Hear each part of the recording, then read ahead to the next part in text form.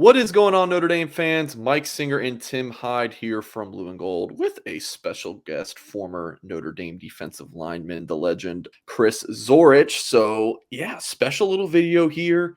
Make sure you check out all of our Blue and Gold YouTube content previewing the Notre Dame Ohio State contest.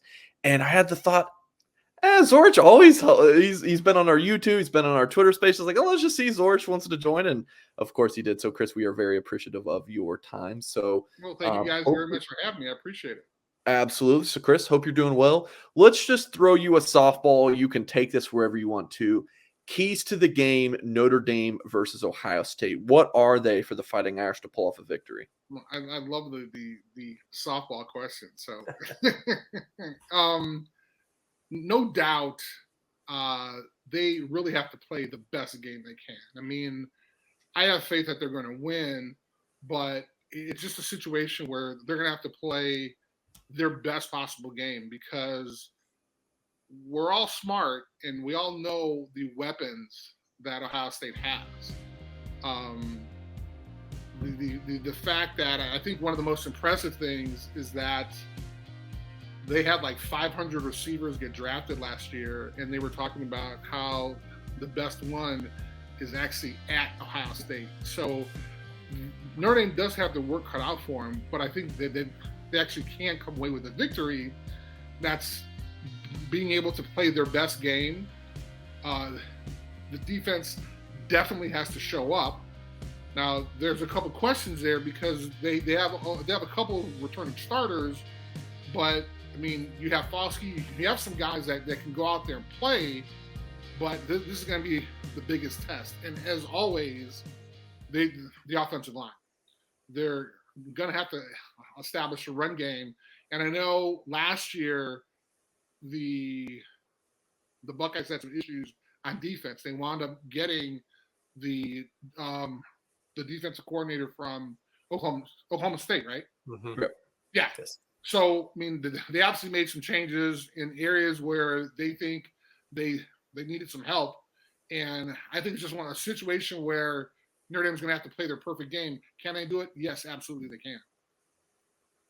I love it. Well, real quick on that, Chris, is I just saw earlier today on, Pro Football Focus came out with their best units. And they, talking about the O-line, they ranked Ohio State's offensive line number 1 in the country. Notre Dame's number 2. Notre Dame's D-line was, I think, 9 or 10 on the list. So obviously Hall of Fame, defensive lineman, at Notre Dame. So going to the big quote, we were talking, in pre about, with Adamiola's quote and that attitude that he's bringing to Columbus. In our show, me and Mike's live show that we did last night, I picked the defensive line to be the game MVP. I think the D-line needs to dominate. So you, as obviously a D lineman, what is that mindset going into this game where you just said it? The D-line has to win this football game. They have to control it. So what are those guys getting ready to do here? Getting ready to go in Columbus. And obviously you played in Los Angeles, Miami, Knoxville. I mean, you've been in the biggest arenas. So what are those guys getting ready to do? Well, Tim, that was a better softball than actually Mike threw. You're talking about a former D lineman. Yep. You're talking about someone who loves playing on the line, and really someone who the year we won the national championship in '88, we were an unknown. Yeah. Our defensive line, we had three new starters. No one really gave us a chance. We're playing against Michigan. Michigan had this great offensive line. I think they averaged at the time maybe like 300 to 280 pounds. I think we averaged like maybe 200 and maybe 60. And a lot of that was George Williams because he was 300. I was only about 260. So I feel for these guys. And the idea that the defensive line has some questions, but it's going to be up to them. And just as it was back 500 years ago in '88, when we played, I mean, we have to take that responsibility and go out there and play balls out, which they're going to do. And I think that's going to be the biggest difference in the game because people are saying, oh, well, their defense has some questions. It's going to start up front, and you have the chance to prove yourself against the number one offensive line in the country. And they're saying, hey, Notre Dame's defensive line is small, but we were small too. So, Tim, thank you very much. That was an easy question for me to answer. And I know our defensive line is going to dominate. So, Chris, Notre Dame is a 17.5-point underdog for this game. And I haven't heard that before. How many? 17.5. So this is something that Marcus Freeman was asked about in his press conference was a Monday, and kind of jotted it down. He said, "I'm going to bring that up in the team meeting room." And so Freeman was asked about it again on Thursday during his press conference, and he said, "Yeah, it's something we just kind of mentioned real quick with the team." For you, when you played at Notre Dame, was that ever a thing of what, like, you guys knew you were big underdogs? Was that a real motivating factor? No, we didn't look at any type of points. I mean, we didn't look at anything like that. We had Lou Holtz, who literally told us that we sucked during the week. And the only way we could beat Navy is we had to do these three things. And we were terrified of Navy. So when we went out, we just beat the crap out of Navy because Holtz made us think that we were going to lose against Navy. And so it's really the same concept, right? It's the idea that, look, you aren't playing against the odds makers. You're playing against guys. The reason why you came to Notre Dame is to play in big games like this. And you have a chance to play the number 2 team in the country. You're number 5. How many other people how many other kids in the country would want to play in this game?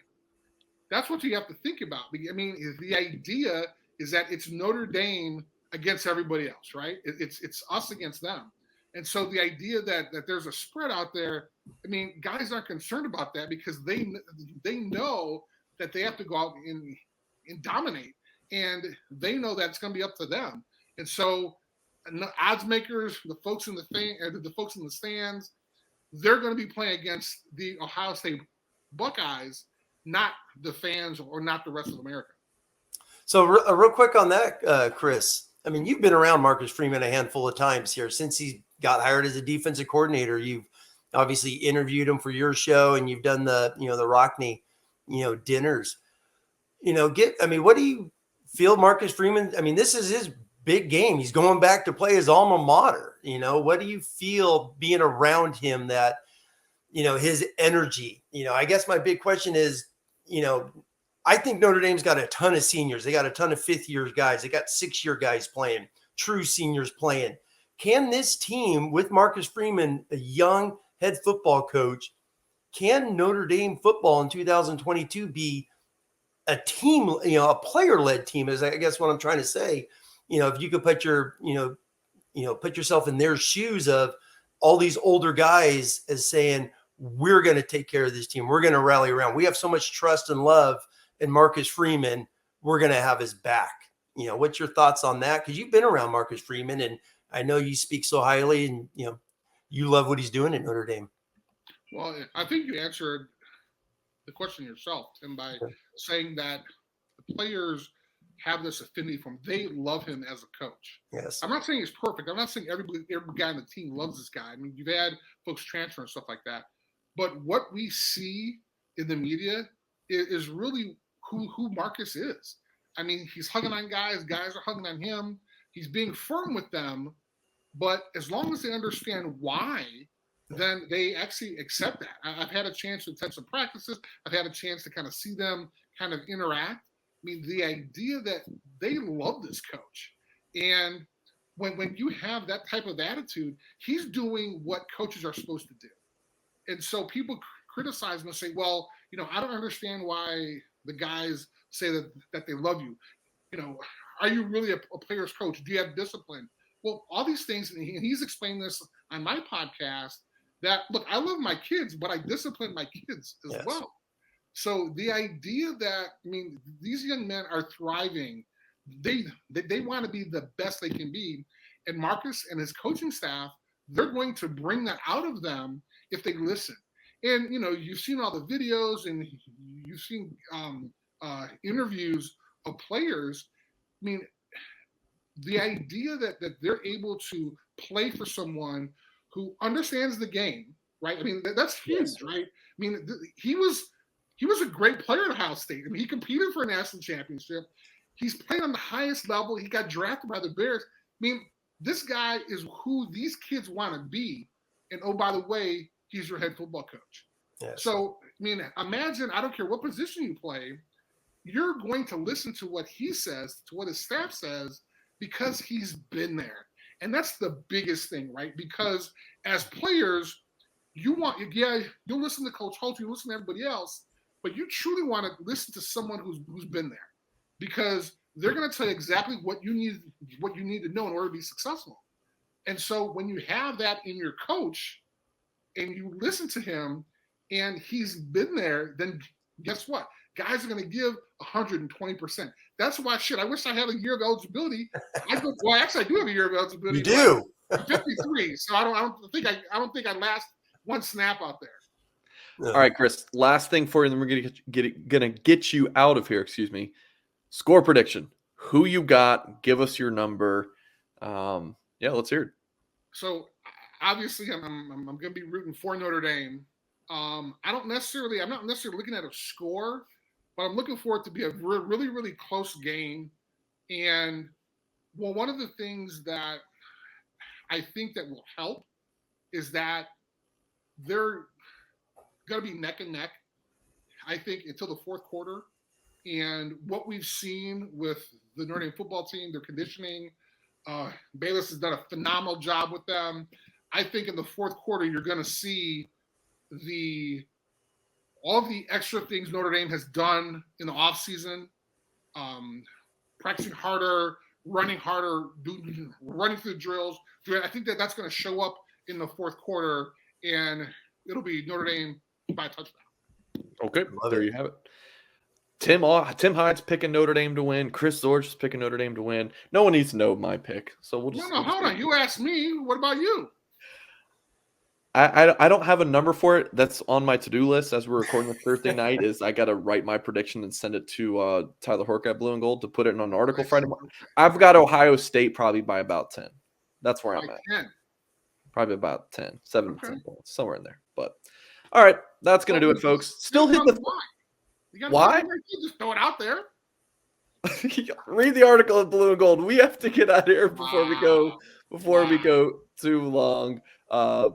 Chris is going to grill me once I end this recording. But again, appreciate you folks. Still hit the thumbs up, even if you don't like me right now. Subscribe to our YouTube channel and $1 for 1 year over at blueandgold.com. Appreciate everyone for watching, and we'll catch you next time.